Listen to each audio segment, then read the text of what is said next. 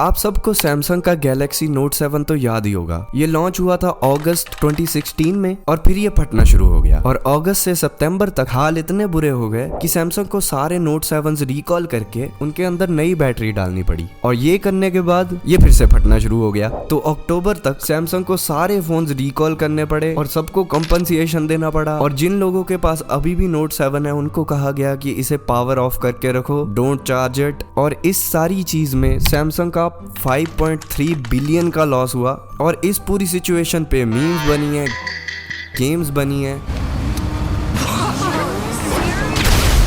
पर ये of course इकलौती ऐसी सिचुएशन नहीं है। और इस वीडियो के अंदर मेरे पास एक पूरी लिस्ट है ऑफ फेल्ड फोन्स और इनको हम देखेंगे और हंसेंगे, एक्सेप्ट दिस वन। अगर आप इस पे हंसते हो तो ज्यादा डार्क हो गया भाई। अभी हम सैमसंग की बात कर रहे थे तो एप्पल कैसे पीछे रह सकता है, राइट? तो एप्पल ने सैमसंग से पहले फोल्डिंग फोन बना दिया था, अगर आपको याद हो। If you don't know, I am talking about the iPhone 6, जो कि एक कंप्लीटली नॉर्मल फोन होने के बावजूद भी फोल्ड हो सकता है। लोग कह रहे थे कि नॉर्मल यूज के साथ ही फोन टेढ़ा मेढ़ा हो रहा है और unbox therapy, Loki one of my favourite YouTubers, ने इसके ऊपर एक वीडियो भी बनाई थी जो कि बहुत ही ज्यादा वायरल हो गई और उस पे 70 मिलियन व्यूज आ गए, जिसके बाद न्यूज सब तरफ फैल गई कि आईफोन 6 बेंड हो रहा है और एप्पल फैन बॉयज ने उल्टा अनबॉक्स थेरेपी को हेट देनी शुरू कर दी कि भाई कहाँ बेंड हो रहा है, तू तो व्यूज के लिए ऐसा कर रहा है। और अनबॉक्स थेरेपी ने एक और वीडियो बनाई, पब्लिक में जाके आईफोन 6 को बेंड किया और इसके कुछ सालों बाद एप्पल के डॉक्यूमेंट्स बाहर आए जिनके अंदर पता चला कि एप्पल को खुद उनकी टेस्टिंग से पता चल गया था कि जो आईफोन 6 और 6 प्लस हैं वो पुराने सारे आईफोन से ज्यादा वीक हैं और आईफोन 5 से 7 टाइम्स ज्यादा वीक हैं। और इस एक चीज से एप्पल का स्टॉक 3.5% नीचे चला गया था, जो कि लगभग $15 million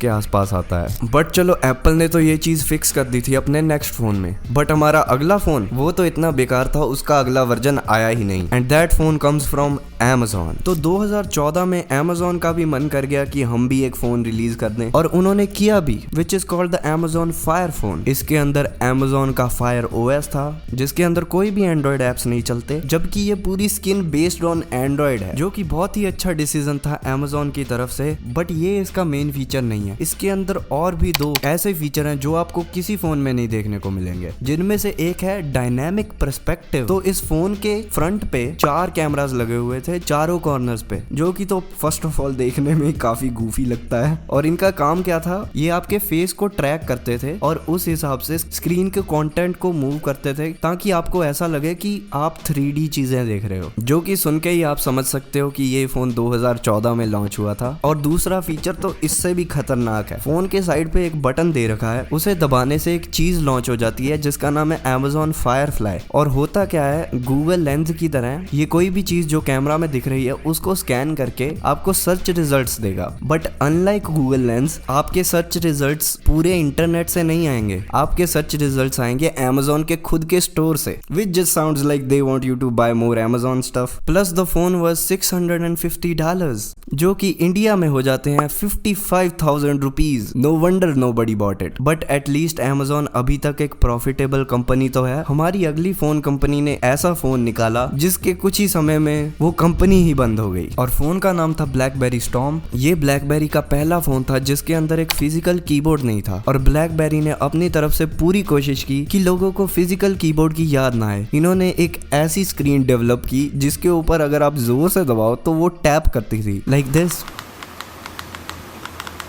But it turns out the screen was so shit it had to be replaced और इनको $500 मिलियन का लॉस हो गया। I feel like इस लॉस को भरते भरते ये कंपनी खत्म हो गई 2016 में। ब्लैकबेरी ने फोन्स बनाना बंद कर दिया, which is sad। 5 सेकंड मौन व्रत फॉर ब्लैकबेरी। लास्ट फोन से पहले मैं एक ऑनरेबल मेंशन बताना चाहता हूँ, जो कि है Rabbit R1। I know it's not a phone और ना ही ये अभी पूरी तरह से फेल हुआ है, but hear me out for a second। इस कंपनी का कहना है कि इस डिवाइस के अंदर Rabbit OS नाम का ऑपरेटिंग सिस्टम है और ये एक लार्ज एक्शन मॉडल पे बेस्ड है, जिसके बारे में मैं ज्यादा डिटेल में तो नहीं जाऊंगा। बट एंड्रॉइड अथॉरिटी की एक रिपोर्ट आई है जिसके अंदर उन्होंने बताया इसका पूरा इंटरफेस बस एक एंड्रॉइड ऐप है और तो और उन्होंने अपने पिक्सल फोन के अंदर इसे डाउनलोड करके पूरी तरह से चला के दिखा दिया, जिसके कुछ समय बाद कंपनी ने उस ऐप को बंद तो कर दिया, लेकिन हम सबको पता चल गया कि ये $200 का डिवाइस सिर्फ एक सस्ता एंड्रॉइड फोन है inside a brightly coloured shell. And speaking of brightly coloured things, आपको रेड कंपनी के बारे में तो पता ही होगा। ये एक कंपनी है जो डिजिटल सिनेमा कैमरास बनाती है। बेसिकली MKBHD इनका ही कैमरा यूज करते हैं। और एक टाइम था जब बहुत सारे रूमर्स आ रहे थे कि रेड एक स्मार्टफोन बनाने वाली है और उसके अंदर फुल साइज लेंस लग पाएंगे और वो खुद एक कैमरा से भी कनेक्ट कर पाएगा विद दीज।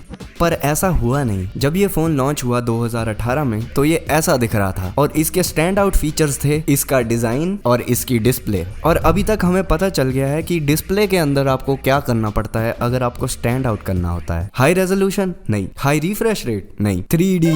तो इसके अंदर एक 3D डिस्प्ले थी जिसको रेड ने बोला holographic display and it was the first holographic phone. But it's not like that. इससे 7 साल पहले भी एक फोन आया था जो सेम इसी तरह की डिस्प्ले यूज करता था और वो भी फ्लॉप हुआ था। रेड ने उसकी मिस्टेक से कुछ नहीं सीखा और despite being a camera brand, इस फोन का कैमरा बेकार था। Because red doesn't make these kind of cameras, they make this kind of cameras. अगर हम कैमरास को छोड़ भी दें तो ओवरऑल भी ये फोन काफी बेकार था। इसीलिए रेड ने 2018 में इसे लॉन्च किया और ये 2019 में डिसकंटिन्यू हो गया। ऐसा आपने शायद ही देखा होगा किसी फोन के साथ। और इसके ना बिकने का एक बहुत बड़ा रीजन था इसका प्राइस, जो कि था 1 लाख रुपए for the base variant. Wow. And 1,30,000 for the titanium version. इतने में तो भाई प्रोफेशनल कैमरा आ जाता है। ऐसे ही बुरे डिसीजंस की वजह से रेड को निकॉन ने खरीद लिया है। और अगर आपको कोई और स्मार्टफोन फेल्स पता है तो मेरे को कमेंट्स में जरूर बताओ। बाय।